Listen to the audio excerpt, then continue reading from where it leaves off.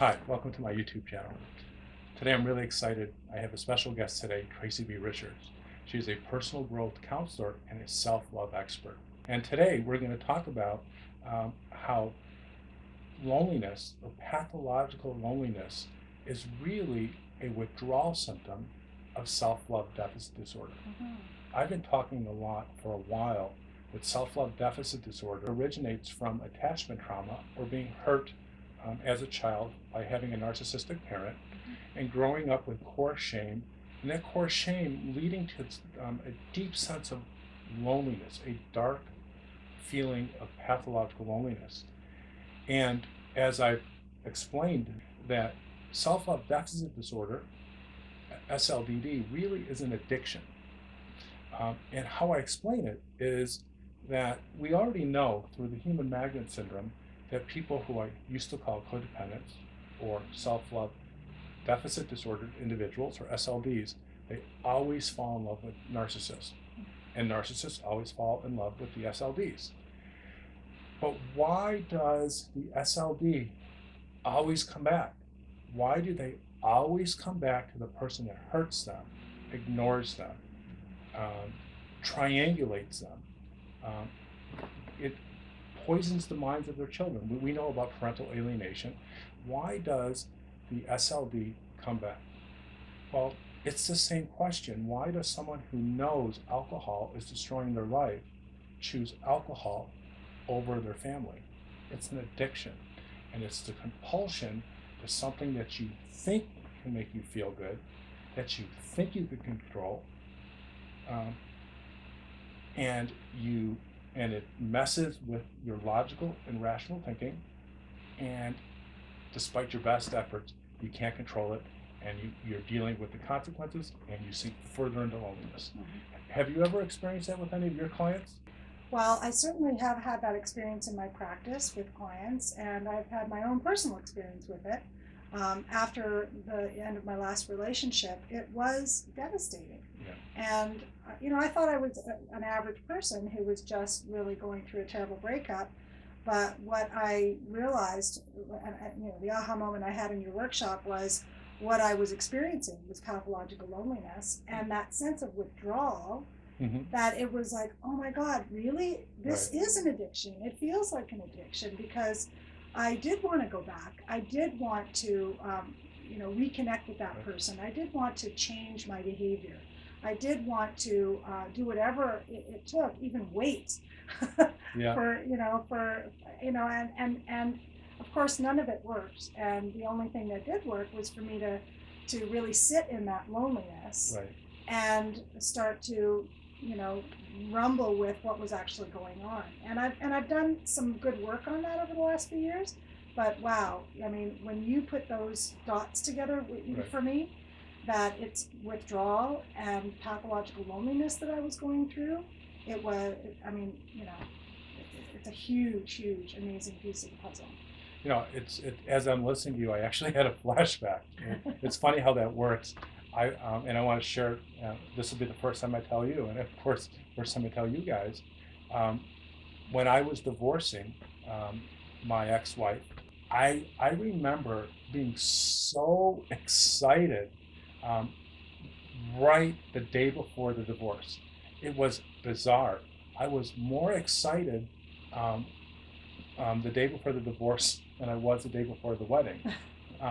Because I think there was a part of me who knew I should not have been gotten married. And that excitement was euphoric. And then a week later, and I get goosebumps just telling the story, I moved into an apartment. I was away from my son, which was very hard. And I sunk into this deep despair. And I couldn't sleep unless I had background music. I remember that I couldn't sleep unless I was watching TV. And the oddest thing is I had to watch The Jeffersons, a show that I've watched hundreds of times.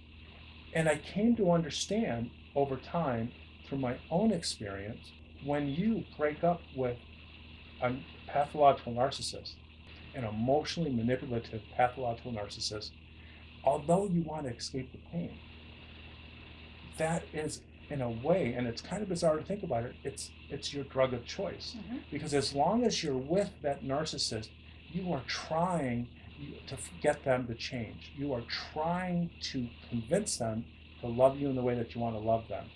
And you are focusing all your efforts. You're not thinking about yourself. No. You're not thinking about how you feel. Your whole world is to make that person do the right thing. And when I was divorced and I wasn't with this woman anymore, I was left with myself. And I experienced this pain, this visceral body pain. And then 15 years later, when I started writing, the Human Magnet Syndrome, and then writing the sequel, the Codependency Cure, I started to understand that this codependency thing, this SLDD, it's an addiction.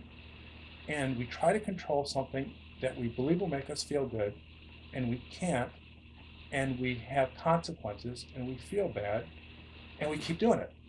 But if we break our drug of choice, break the habit, we have withdrawals, which is the very thing that we think makes us feel good, we know that doesn't, and that's the loneliness.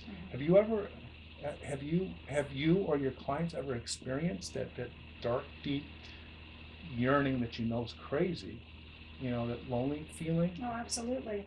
And it's interesting because when the best examples I can give are my own personal examples.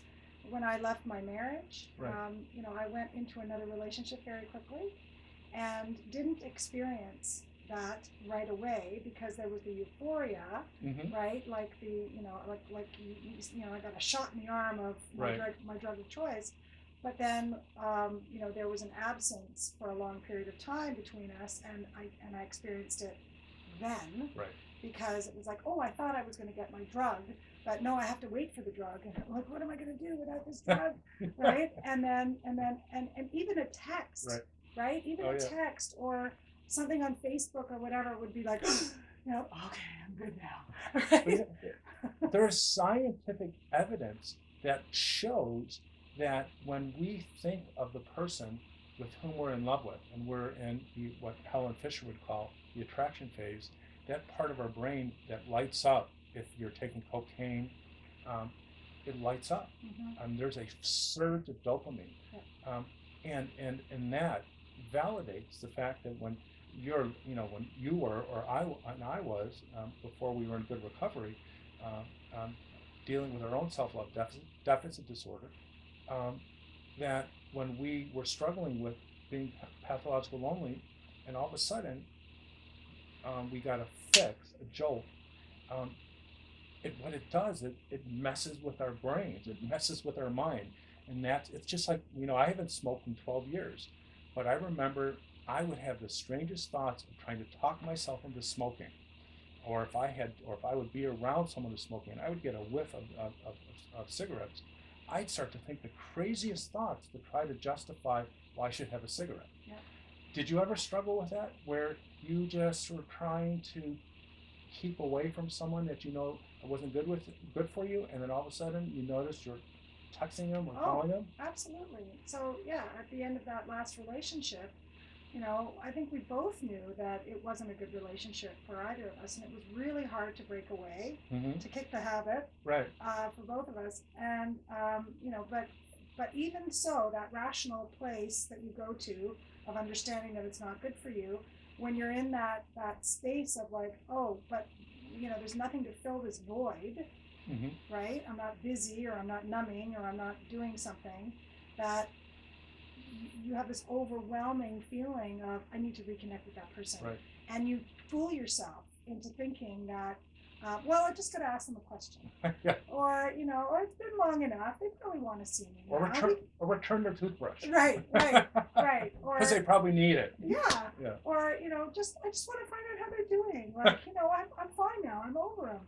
Right. And then of course you do that, and you realize all that, all those feelings have been restarted, and you go right, and then you don't see each other for a while again. You go right back down into that loneliness withdrawal phase, and and here I was at the time thinking, I'm practicing really good self-love because I'm doing what it's a self-love practice to give myself what I think I need, but it was a red herring. It was, right. It was in addiction terms, I'm not sure what you would call it, but I was trying to convince myself that it was okay to have the drug.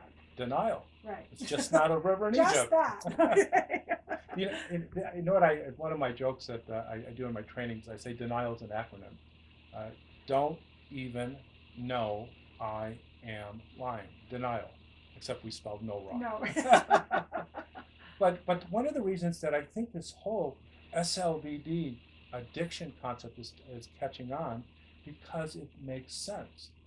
I talk to therapists. I talk to clients. I talk to the folks on they write me on YouTube or on Facebook, and they all say the same story: is they know it's bad for them. They know that their narcissistic lover, boyfriend, girlfriend, partner will hurt them, and they break up, with confidence. I'm done with this. Mm-hmm. Just like I would after I smoked a pack and a half of cigarettes and I was coughing up a lung. I said I'm done with it, and I would destroy my carton of cigarettes, and I'd throw it away, and I'd say done, and I was convinced. And the next morning I'd wake up and I'd start looking in the garbage can to see if there was any left. Mm-hmm. Because what was happening was I started to experience a withdrawal symptom, and the withdrawal symptom comes below your conscious mind. Mm-hmm. And I want to tell you and anyone and all of our viewers is that there is an unconscious part of our suffering that says you need relief. And that's this wounded child that we carry around, which is beyond the scope of this video. Yeah. But I mention that is the withdrawals are connected to this part of us that wants relief. Mm-hmm. And it will, and we don't, all we hear are the cravings. And what advice do you give your clients or your friends who are struggling with this addiction, this SLBD addiction, who want so badly to find someone who will love, respect, and care for them, but sink into a depression and feelings of hopelessness when they struggle through their loneliness? Mm-hmm. Well, the first thing that I tell people is you have to really allow yourself to feel whatever it is you're feeling. I mean, the whole addiction process for anything is about numbing something, right. Numbing the pain of what we don't want to feel. So you have to really be able to do that. And in order to do that, you really have to have a good support system. Yes. You have to be surrounded with people and probably a good therapist who can really help guide you and give you some insight as to what's going on, right. For you. I mean, I'm a therapist. I've done a lot of work on myself, but there's always more to learn. And being in your workshop, really, connecting those dots of loneliness and withdrawal and that, right. these kinds of relationships are actually addictions, was not something that I had come to on my own. I needed the help of someone outside of myself who had the experience and wisdom to help me understand that. So those two things are really, really important. And then, of course, self-love, the practice of self-love, there's so many things that we can do in terms of letting ourselves be kinder to ourselves. That whole codependency, SLBD, is really about keeping ourselves separate from what it is that we truly need. And that is a paradigm shift that has, right. to happen, right? I mean, we really have to start thinking of ourselves as worthy, right. First of all, of love and belonging, mm-hmm. And then being really courageous and vulnerable enough to experiment with giving ourselves those things and owning it and feeling, learning how to be comfortable with it. Right. Because when you've deprived yourself of that for so long, it's going to feel weird and icky, right. and really unfamiliar. So and it's interesting that you say that, because SLDs, codependents, they have no personal experience. I mean, none. And it goes all the way back to their childhood of feeling comfortable and safe with doing something good for themselves. Mm-hmm. So when you understand that an adult, say a 45-year-old woman who has a life history of falling in love with narcissistic men, has a narcissistic boss, has narcissistic siblings, because of her SLDD, she has fell victim to the manipulating maneuvers of the narcissist. But she gets into therapy, and the therapist says, well, it's time for you to set boundaries. It's time for you to stand up for yourself. And what happens is, when they set that boundary, everything kind of falls apart because they don't have the personal experience of being successful at standing up for themselves, and they go for what they know, and that is, for them to be loved, they have to do something for someone else. So going back to what you said, which is incredibly important information, and thank you for that, is we have to learn that we are worthy of self-love, and challenge our own conception of what's healthy for us. But I say to you, and I say to everyone watching this video, is you're going to start hearing a voice, and your voice is going to say, it's not worth it. You're going to fail. It's the voice that used to tell me, just have a cigarette, and tell me, well, the craziest thoughts that would justify a cigarette. Well, that's the addiction talking to you. And there's the addict inside you, the codependent addict, the SLDD addict inside you, that's going to say it's not worth it. So I love your feedback, and I want to add to that, is to understand the addict is going to disagree and fight us. And that's a fight worthy of having. Yes. And not only the addict within us, but as you were saying, the people around us who are not used to us setting boundaries. And they can be, those narcissists or unhealthy, toxic relationships, or they can just be the other people around us, our children, our friends, or whatever, who we've trained to expect that we're always going to just roll over and think of them before us. So, the SHT, the shit. The shit. The shit hits the fan. It's going to hit the fan. We can say shit on this video. Yeah. So, and you know what? I learned a long time ago that as long as you prepare yourself for that, it's something I never even considered, but when I did realize it, as long as you prepare for it and you know it's going to happen, it's like, it's okay. It's okay. And over time, the healthy people in your life, the healthy relationships in your life will get healthier. And the people who are not healthy will fall away. And that there's going to be grief, there's going to be pain in that. But ultimately, and I'm here to tell you firsthand, you know what? It's hard, but it's worth it, because that space fills in with a lot of really wonderful, healthy, supportive, loving, connected people in your lives, and also things in your life like creativity. We were talking about hobbies and creativity and painting and stuff, and I've started writing, I've started painting. There's all these other things that you can fill your life with, that when you spent so much energy trying to be something that you were not, or trying to hold back on what you were to please everybody else, it just opens a whole bunch of doors. I love that. My viewers have been asking for advice and instruction, and that's perfect. And I'd like to add, before we kind of bring this to a close, is we have to understand that we are fighting a lifelong enemy. When we have self-love deficit disorder, we know that we come from a lifetime that traces all the way back to a childhood of feeling unsafe unless we are around narcissists. It makes no sense, but for some strange reason, when we are with a narcissist, we seem to know what to do, and we have a purpose. It's our relationship template, and when we understand that, and we understand where it comes from, and we understand that SLDD is an addiction, and we understand that everyone's going to be pissed off if we get better. And when you were talking about it, I was thinking, well, that's my Surgeon General warning. And in the U.S., and I don't know about in Canada, we have on a pack of cigarettes a Surgeon General warning that says if you smoke, you're going to get sick, emphysema, have little babies. And I say the same thing.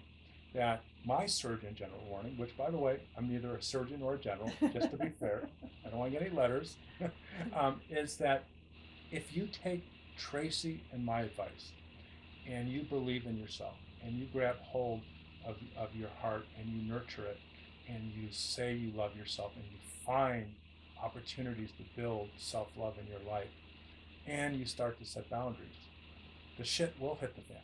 I promise you. And my Surgeon General warning says, if you do that, this is going to be difficult.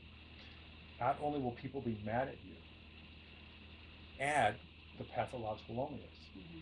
But here's what I promise all of you guys. And Tracy, I know you know this, that if you have the courage, the guts to fight for what you deserve and you always deserve, the right to love yourself. Because how can we ever have believe that someone could love us if we don't love ourselves? If you fight for the right to love yourself, you are going to walk through a bed of coals. It'll be painful. I promise you. We already know that self-love deficit disorder is an addiction. We know that withdrawal symptom is pathological loneliness, and we know it's going to suck. You believe that you are worth a future of happiness. Going back to George Eliot, it's never too late to be the person you should have been. Remember that, people. If we had normal parents, we could have been happy. We could have been naturally attracted to healthy people who could have loved us and cared for us and respected us, but we didn't. So if we're going to fight this SLDD addiction, and we're going to be courageous enough to battle past the withdrawal symptom, then we have to know that our future is going to reward us. Mm-hmm. And I say to everyone, and I know this because it's been my own journey, the pain of the suffering, the pain of the pathological loneliness is just part of the path. It's absolutely necessary. And I know it sounds horrible, but you got to walk through it. And just like I say to my heroin addict clients, my alcoholic clients, it's going to be really difficult, and every negative thing's going to come up that's going to try to convince you to bail and go for your drug. Stay with the program, because there's light at the end of the tunnel, and the light is self-love. And that is the only way that you're going to find someone who's going to care for you, love you, and respect you. What are your thoughts about that? I wholeheartedly agree. And you know what, the prize that you get at the end of this journey, which is, you know, the end of your life, because the journey lasts that long, is you. You know, you get to reclaim you. You get to be you. And it's all about authenticity. And there is no perfect ideal. It's about, I mean, you say that the other side of SLDD is actually SLP, which is self-love proficiency. Oh, yes, yes. Which I love. It's proficiency. It's not perfection. It's that you get better. You get better at loving yourself. And that's something that is continuous and can always grow. And that the prize at the end of it is that you have the real, authentic you, flaws and all, farts and all. I just wrote a blog post about that. It's like, you know, if you can fart in front of your partner and not feel like you're, you know, like you have to wither and die, I think that's a real indication of loving yourself, that you feel you're worthy of love and belonging regardless of how you smell. Well, you know, it's interesting because, you know, we talk about, you know, farting but that's an action that a lot of us are embarrassed about, and some of us should be more embarrassed than others, as my wife says. But I won't tell you any more about that. But what your blog post says, or what your message is that we can be loved unconditionally. Yeah. We are a lot more than our faults. We are a lot more than our flaws, and that pathological loneliness, that feeling that I need to get back to the person that I know will take me back, that pathological narcissist. I want everyone to remember, when you are going through withdrawals, I want you to remember how much you lose when you go back and you get your drug, you get a hit of your drug. Because there's a future where you can be loved, faults and all, And that is what I want you to believe in. And like any drug addiction, you're going to get past your horrible withdrawals and you're going to move forward in your recovery, and you are going to live a life, as they say in AA, you're going to experience serenity. And I love that word serenity because it's a sense of peace and calm that SLDs, codependents, have never experienced. True. So, Tracy, thank you so much for joining me in this discussion, because I think we are going to inspire people to kick the habit. Yep.